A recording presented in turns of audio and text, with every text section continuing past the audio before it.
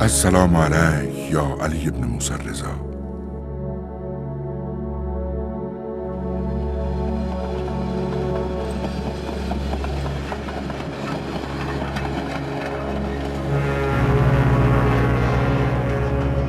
السلام علیک یا امام الرؤوف، ایها الشمس الشموس، ایها المدفون به ارض توس.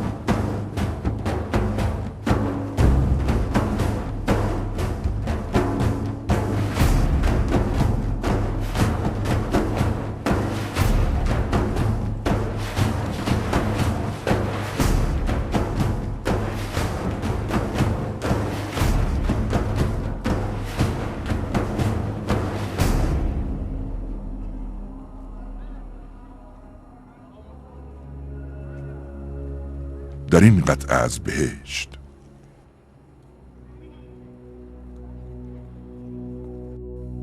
مشهد است اینجا، مشهد الرضا، و من و تو زائر حرم رضوی.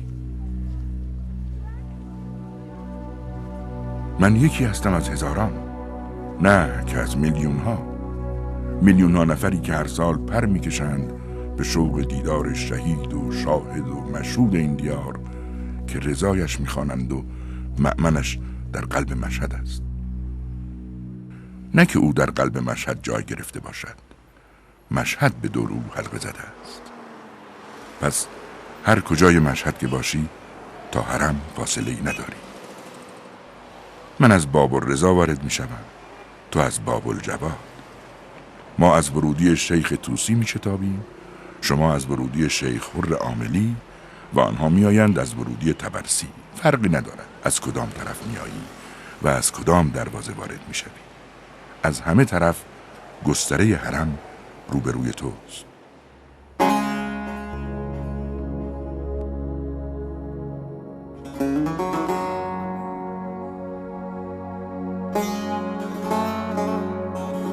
چه اشتیاقی دارد زائر برای پیوستن به تو.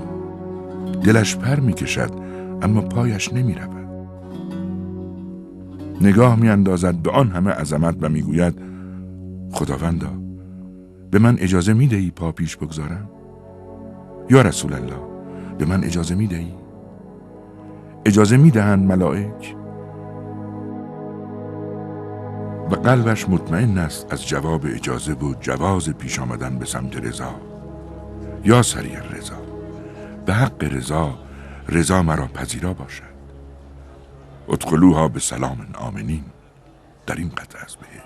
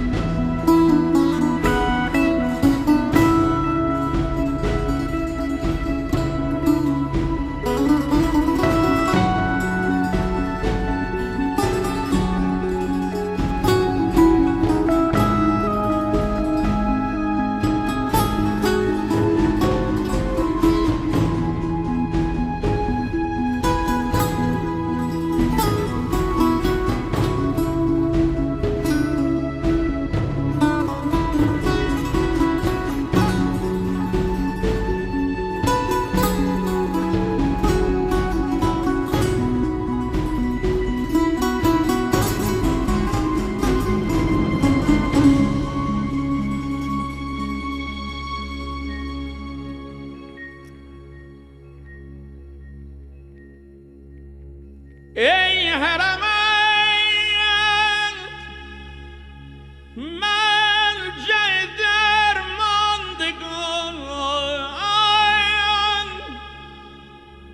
دور مران از در و راهم بده.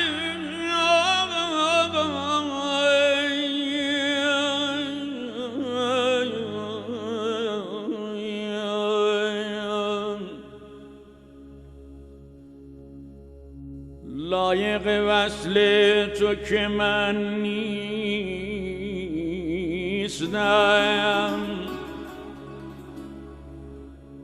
لایق وصل تو که من نیستم. اذن بی یک لحظه نگاهم بده رضا جان.